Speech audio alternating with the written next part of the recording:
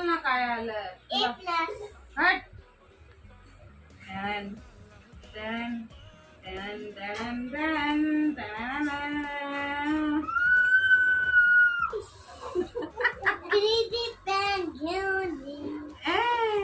हे बघ स्टोरी वर सांगितलेलं होतं तुला ते बघ काय दिलं मॅडमनी. नाही नीट बोललेली ना. ए पण ओव्हरऑल तर A+ आलं ना तुला बघ. ओव्हरऑल रिझल्ट काय आला A+. इकडे समोर आहे अशी समोर आहे.